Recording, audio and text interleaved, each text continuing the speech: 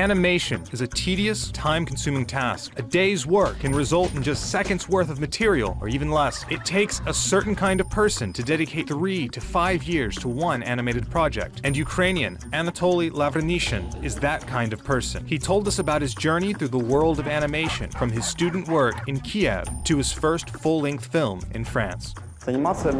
I feel I don't actually understand anything when it comes to direction and screenwriting. I move by touch, with my eyes closed, and I don't know where I'm going. That's what fascinates me. An animator should be themselves while working. In order to think, they should shut themselves off from the world. More than anything, Anatoly needs peace and quiet while working. Perhaps that explains his preference of animation over feature films. The process may go more slowly, but he can sit alone in the corner and do his own work. I'm just a coward. I'm afraid of people. When I started doing animation, I realized that I could sit in front of a computer in the corner with almost no people around. That works for me. I realized I don't want to work on a film set. There are too many screams, a lot of noise, a lot of people. It's like group work. But I prefer to work by myself. You work, and at the end of the day, you realize you've created something, that it begins to have a life of its own. It's in its own reality. That's really cool. Naturally, creative people want to develop their own style, make their own mark, and differentiate themselves from the crowd. But as Anatoly found out, that's much easier said than done. Of course, you want to stand out, but stand out in front of what? In front of people? I'm an animator. There aren't a lot of us. When it comes to animators, you can go to a couple of festivals and you realize there's a huge range of different techniques and stories. You're not going to stand out. Maybe you can win some festival awards, get some recognition, but it's actually really, really difficult to make something that will stand out from everything else. It may have been difficult to get noticed, but Anatoly's student films were well received by juries and audiences. They were the first time he put himself out into the world for criticism, and the response was overwhelmingly positive. Zabliks and Others was the first film I made where I could actually feel that if you put yourself out there, audiences start to like it. It was like running from one place to another. The film ended, and almost immediately it went to ProART Festival, won some People's Choice Awards. There it was. I finally found some kind of middle ground. Anatoly studied under Yevgen Sivokon, who's known as the father of Ukrainian animation. It was Yevgen who gave this kid from the Kyiv region a path to filmmaking. But when pressed on the keys to success or what secrets his mentor may have passed to him, Anatoly insists there's no magic formula.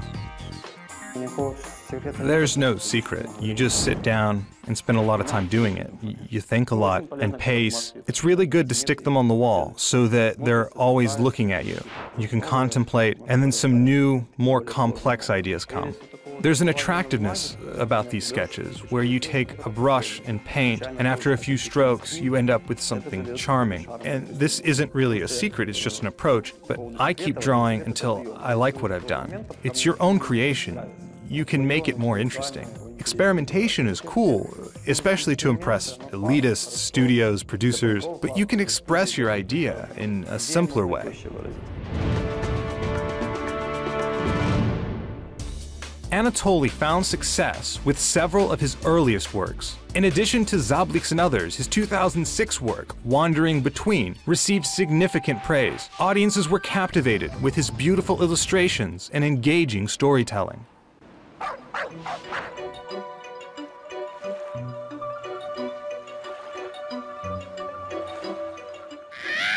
White Crow is a deeper work, dealing with topics of success, exclusion, and social isolation. It tells the story of a small creature awakened by a white crow. The creature tries to reach the sun to escape to its freedom.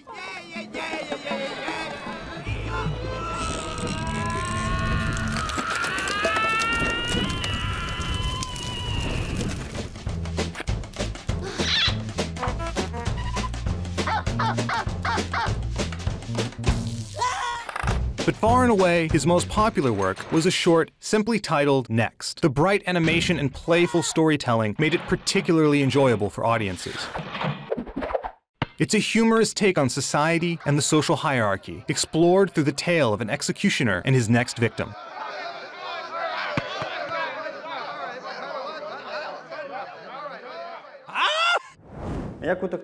I randomly picked up a book once. I opened it and came across a sentence, "Two executioners meet on a square and compete to see who can execute the other first." I had some ideas. One of them was the idea of cutting the heads off with a guillotine. Sivakon immediately liked it. I saw his reaction. It was like, do it. You don't need to do anything else, just do that. And it somehow worked. It's my favorite because if people ask to show my work, I can just throw that in at the end and it works as the perfect showstopper. At first I thought of it as some kind of coursework. I thought, thank God, I finished it. I'm done with it. But it's still being remembered. It's still being shown. An animator can create short films alone, but despite his preference for privacy and solitude, Anatolii finally realized that he needs a professional team to make something bigger. If you want to do a full-length film, first you have to write a script, and then you need to get a team of people. They need to understand what you want and what needs to be done to make that happen. I started coming up with ideas when I was 8 years old, and thanks to fate, I met my wife. She's a screenwriter, and she graduated from a theater institute. Songbird Shop tells the story of a talented person whose fate is in the hands of the powers that be. It was a fan favorite at the Odessa International Film Festival and the 2014 Molodist Film Festival in Kyiv. The film's runtime is just 18 minutes, but the work put into it was uncountable, and the team approach helped get the results. I have a lot of thoughts in my head. I need to record them and make a system. I don't have enough hands to do everything, write a script, develop storylines. So I started writing with my wife. It's good that we got married. Originally, Songbird Shop was meant to be a very simple story about a bird catcher who falls in love with a woman and begins to give her birds. From there, it turns into an exploration on themes of love, life, and liberty.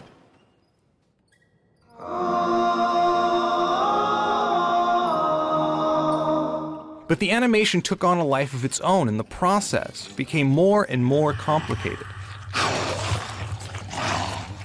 Anatolii had to combine several animation techniques, even live-acting film with sensors to put together the final product. In the end, it turned out to be a huge learning experience not only for Anatolii, but for his entire team. At first, I was afraid that we didn't have enough funding to develop such a large storyline. Marina, my former assistant stage manager, suggested switching the heads of birds and people. I could barely understand how to do it, but I liked the idea. It created such a symbolic story about people and birds. Birds eat people, people eat birds. I started developing this idea and asking people. There was some kind of technology, but nobody used it. And when we received financing, I suddenly realized something. I went totally pale. We had the money, but we had no clue how to develop this project. I started experimenting for 3 months. And in the end, I came to the conclusion that no one could help me. I needed to do it myself. For the first time, he moved away from hand-drawn animation. Each character of the animation was played by actors dressed in special costumes with sensors. Using modern technology, they were digitized and made into the animation. At first, I did everything myself.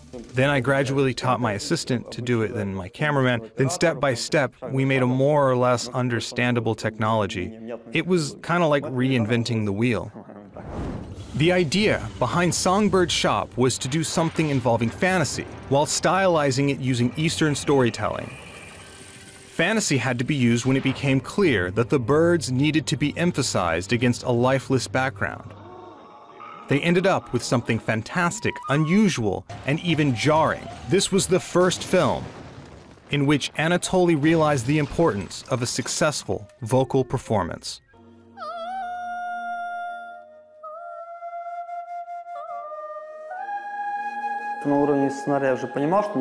While writing the script, I realized that we'd need some really great voices, because if there wasn't a great voice, there couldn't be a film. I wouldn't have been able to have the birds singing. It reminds me of Baron Munchausen. I had already started looking for an opera singer. I started looking with a composer friend.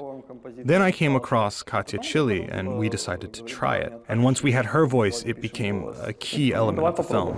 Когда голос появился, это был основной элемент. После этого стало понятно, что нужно просто много работать, много людей привлечь, но по сути как бы все элементы собраны.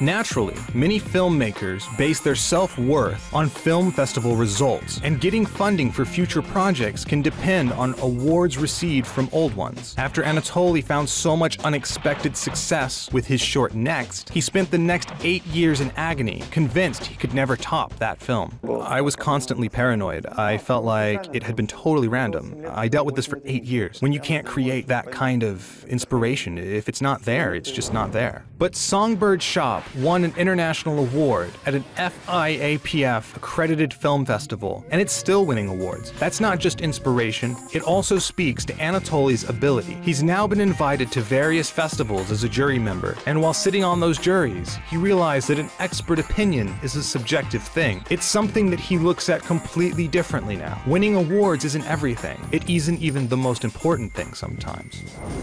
If you're going to festivals to win awards, it can cause a mental breakdown, because you can't always win awards. You'll break into a cold sweat waiting for the final results. You start to get tired. You start to feel like you've suffered some psychological trauma. So I have this system. It's important and well and good if you win a Grand Prix or some money or fame or recognition, but that's not the most important thing. I want to enjoy the process. I want to enjoy making the films.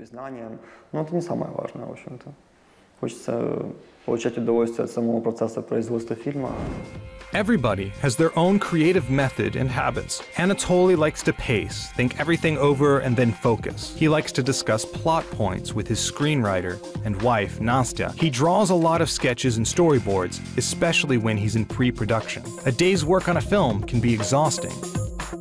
In the 15 years since graduation, he's won awards from international film festivals, but he still tries to learn both at home and abroad. He's been to France to study and work twice. He won a grant to work in an animation studio in the historic French town of Angoulême, which has been historically associated with printing and animation. After taking in the breathtaking views of the French countryside, he found the inspiration to create his first full-length project, The Book of Shadows. Chaque jour, le fléau fait davantage de victimes.